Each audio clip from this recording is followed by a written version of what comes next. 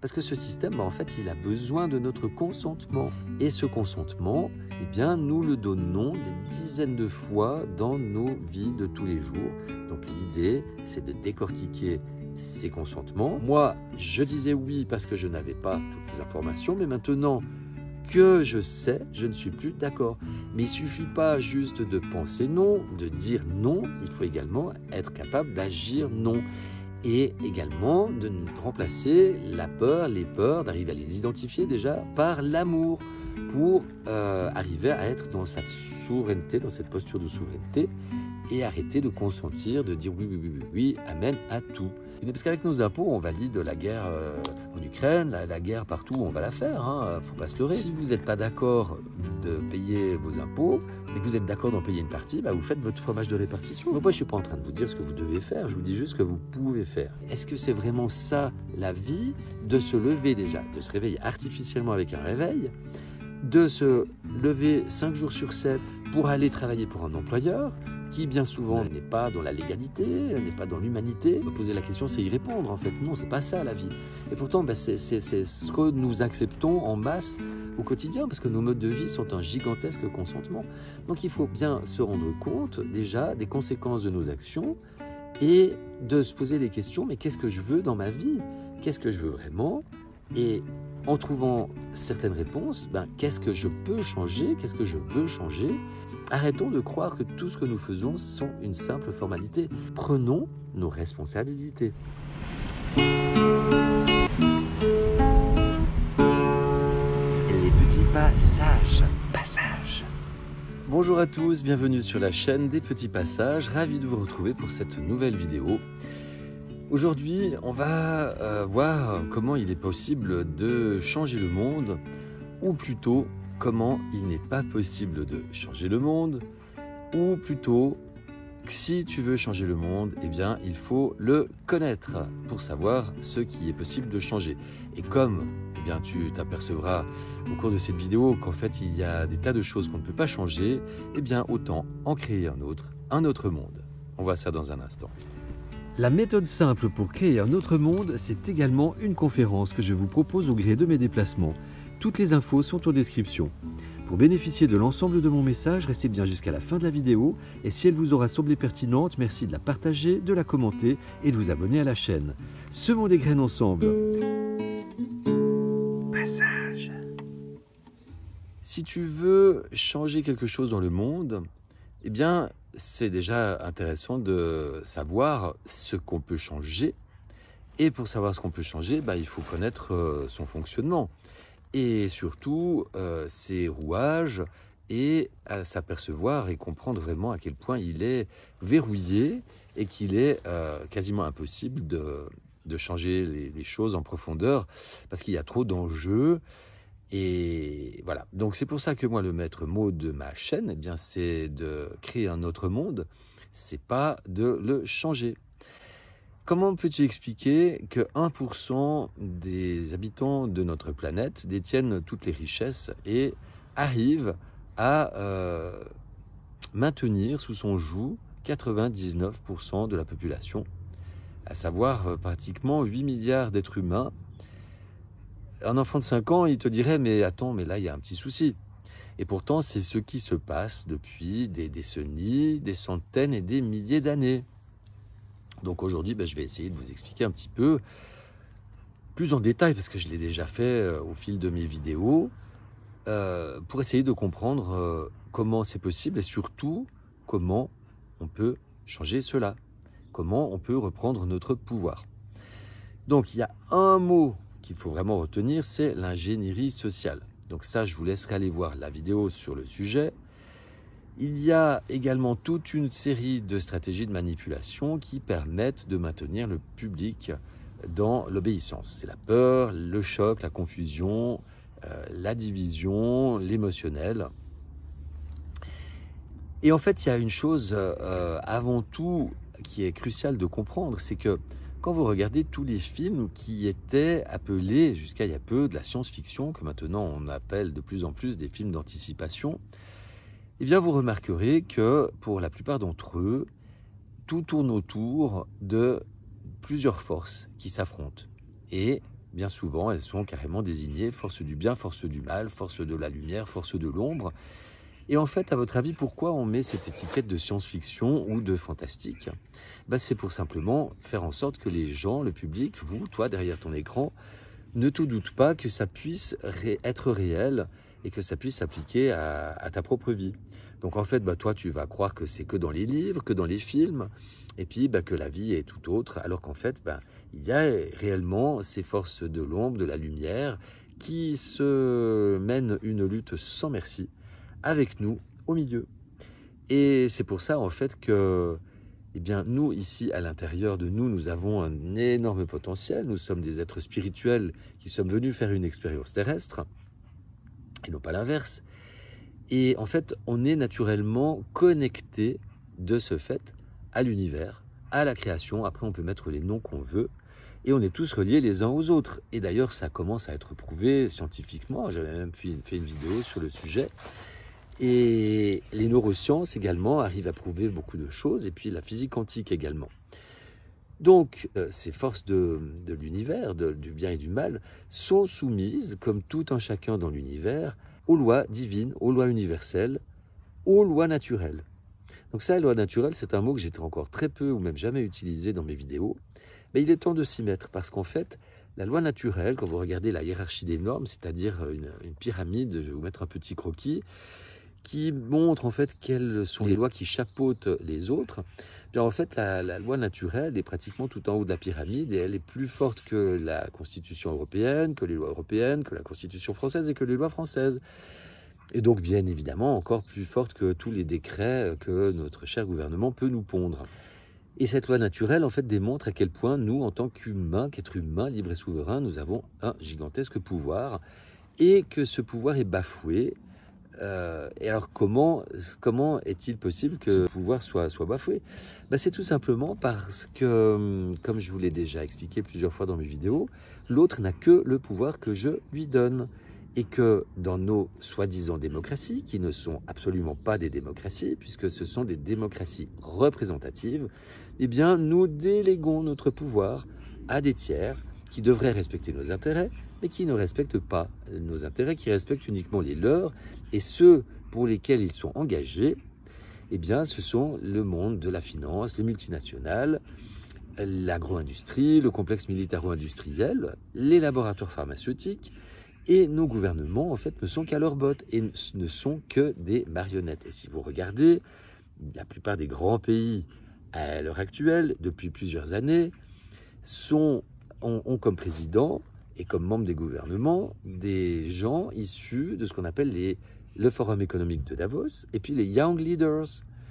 Ils sont recrutés, en fait. Et notre président, en fait, a été recruté parce qu'il avait tout le profil pour foutre en l'air notre économie, notre pays, puisqu'en fait, l'idée, c'est que nos pays doivent disparaître, se fondre dans une espèce de grand amalgame au sein de l'Union européenne. Et quand vous savez qu'au sein de l'Union européenne, la Commission fait la loi, fait la pluie et le beau temps, contrairement aux apparences, le Parlement n'a qu'un rôle honorifique, et la Commission n'est pas élue. Donc en fait, quand vous dépendez d'un gouvernement où l'exécutif n'est pas élu, ça s'appelle une dictature. Voilà. Mais ça porte pas son nom.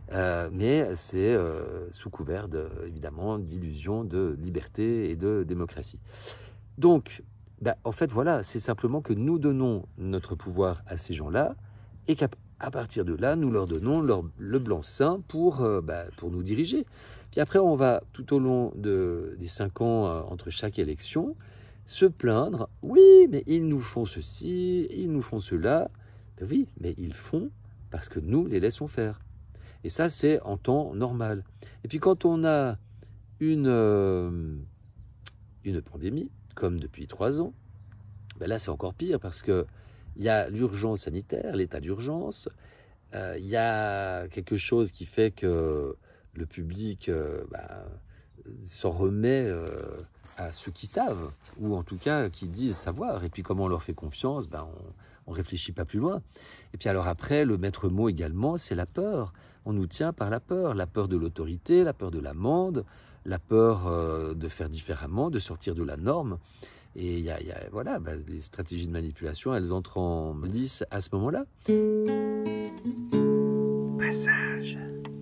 Et puis il y a également ce qu'on appelle la fausse opposition ou l'opposition contrôlée, c'est-à-dire c'est des gens sur les médias mainstream, les médias indépendants, sur Internet, les lanceurs d'alerte, qui vous donnent l'impression en fait de dénoncer des tas de choses, mais quand vous creusez en fait, la dénonciation, il y a un moment donné, elle s'arrête, ça va pas plus loin.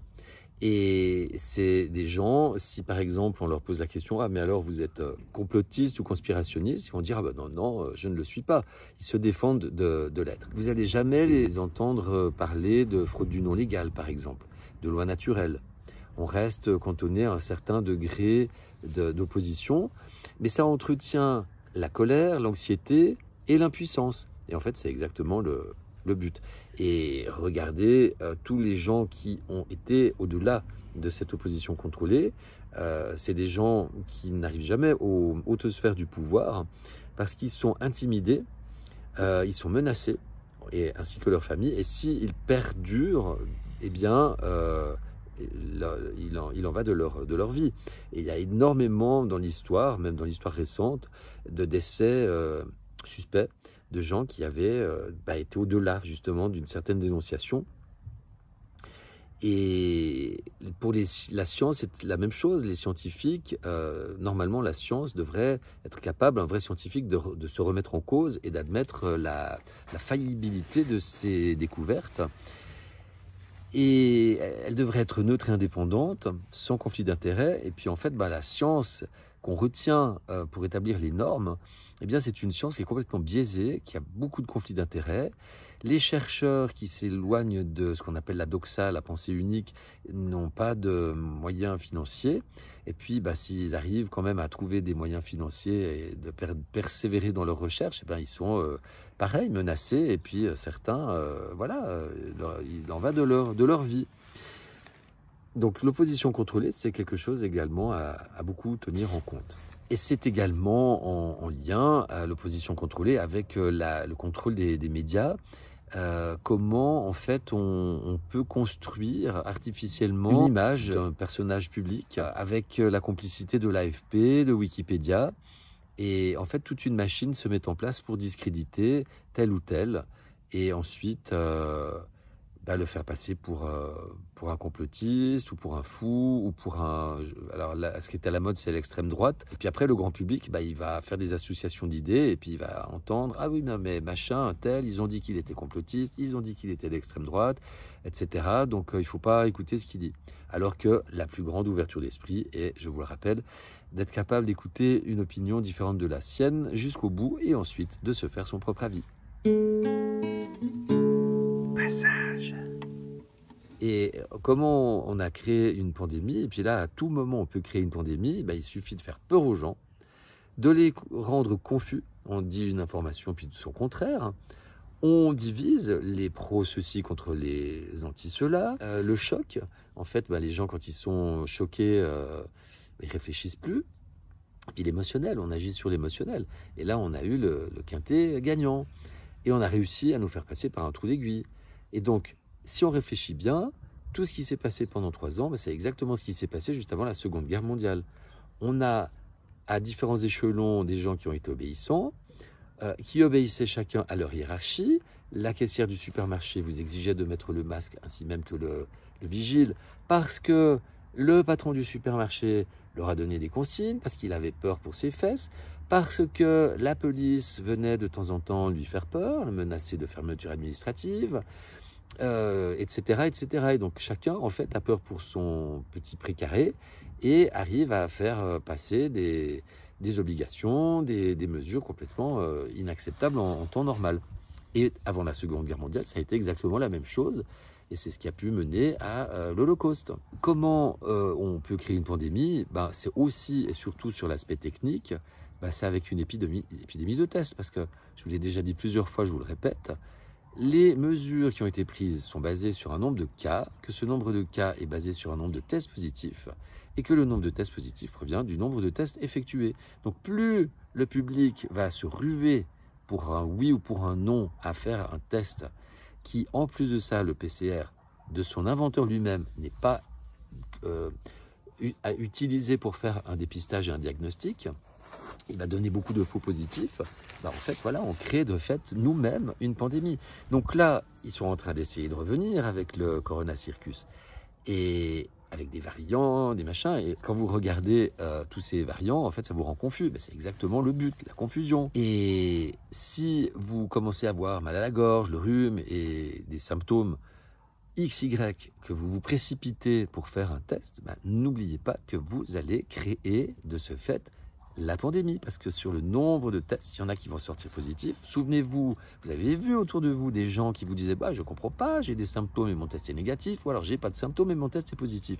Parce que ce test est complètement bidonné, il n'est pas fiable. Donc ça, il faut vraiment le savoir. Pas de test, pas de pandémie. Passage. Et puis pour le reste, donc, comment éviter de jouer le jeu de ces élites? Parce qu'ils nous tiennent par la peur, oui. Alors, oui, c'est pour ça qu'on a plein de gens qui disent « mais j'ai pas le choix ». Oui, chacun regarde selon ses propres convictions, sa propre éthique. Et si on regarde tous les salariés, les employés qui ont été obligés d'arrêter de travailler parce qu'ils ont refusé cette obligation vaccinale. Il y a eu les soignants, mais il y en a eu beaucoup d'autres.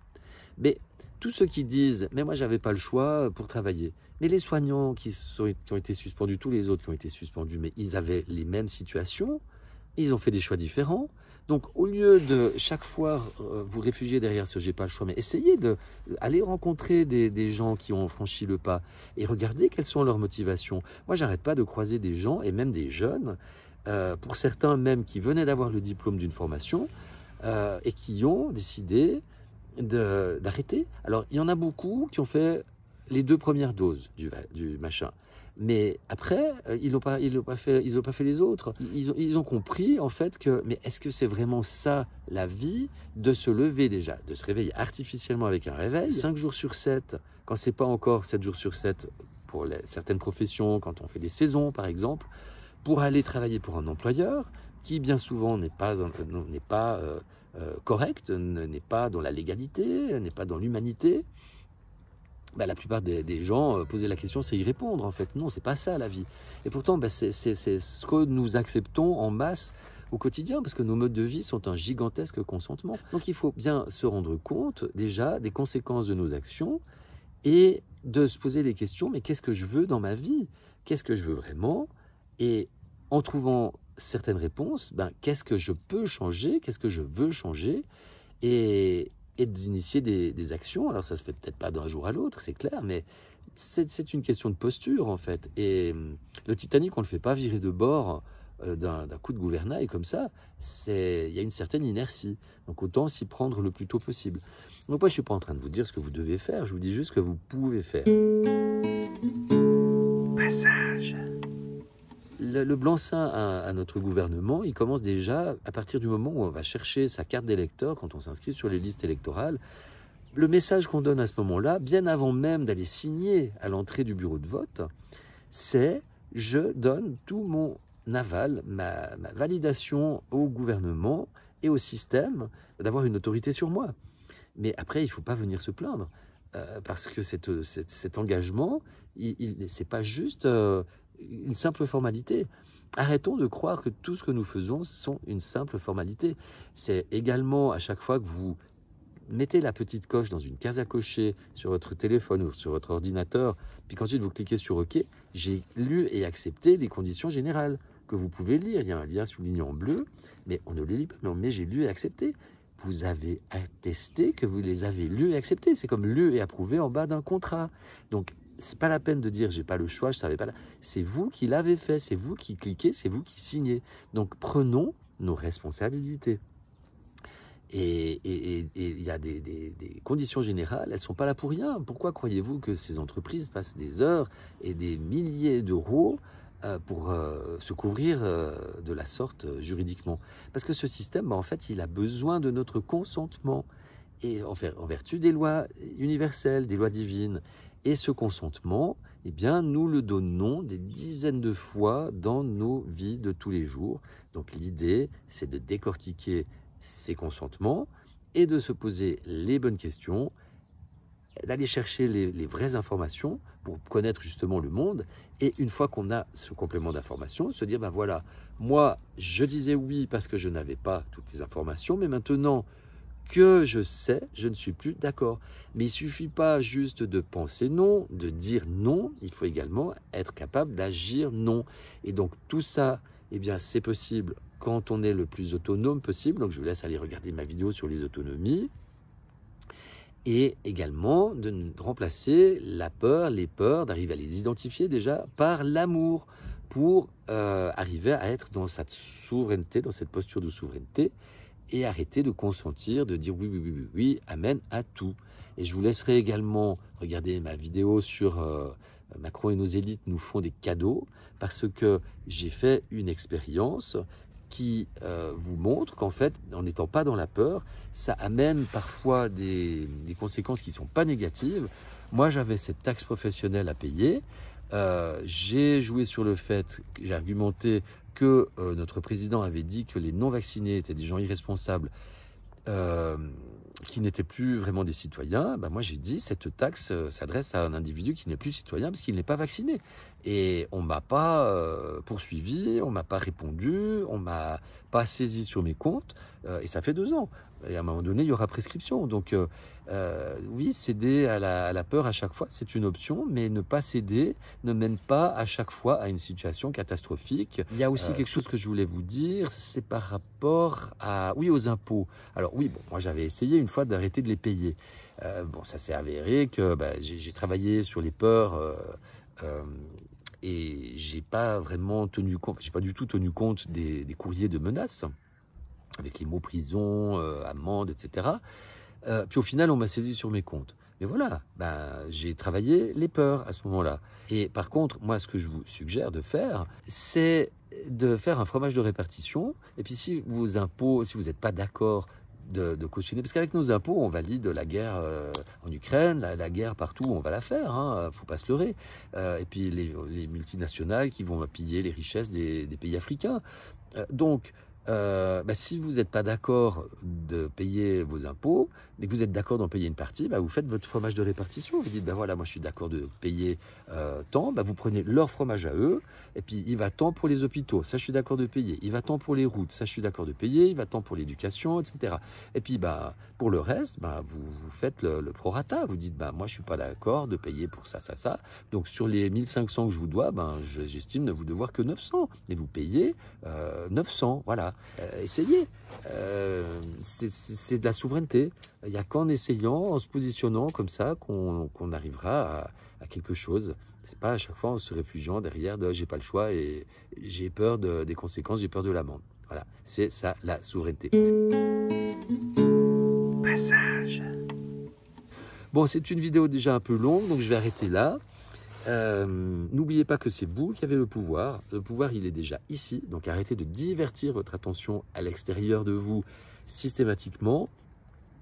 Je vais vous mettre bientôt une vidéo qui vous explique ce que c'est que la loi naturelle. Donc c'est un monsieur qui s'appelle Marc Passio qui vous explique ça très bien grâce à la traduction de Jeanne Traduction qui fait d'excellentes traductions. Il y a plusieurs volets, il y a 5 volets, et chacun dure à peu près 1 à 2 heures. 2 heures, on va dire. Alors certains d'entre vous, vous poussez des cris d'orfraie derrière leur écran. Moi, j'ai envie de vous dire, il faut savoir ce qu'on veut dans la vie. Si vous voulez comprendre le monde pour le changer, si vous voulez comprendre ce qu'est votre souveraineté, eh bien, allez peut-être un peu moins sur Netflix, allez un peu moins sur les réseaux sociaux, un peu moins de divertissement et tout ça, et vous allez voir, vous allez dégager du temps. À vous de voir ce que vous voulez mettre dans votre tête et ce que vous voulez faire de votre vie. C'est des choix. Merci de votre attention. Si cette vidéo vous aura semblé pertinente, merci de la partager au plus grand nombre, de laisser des commentaires, de vous abonner à la chaîne. Je vous dis à tout bientôt. Prenez soin de vous. Je vous aime.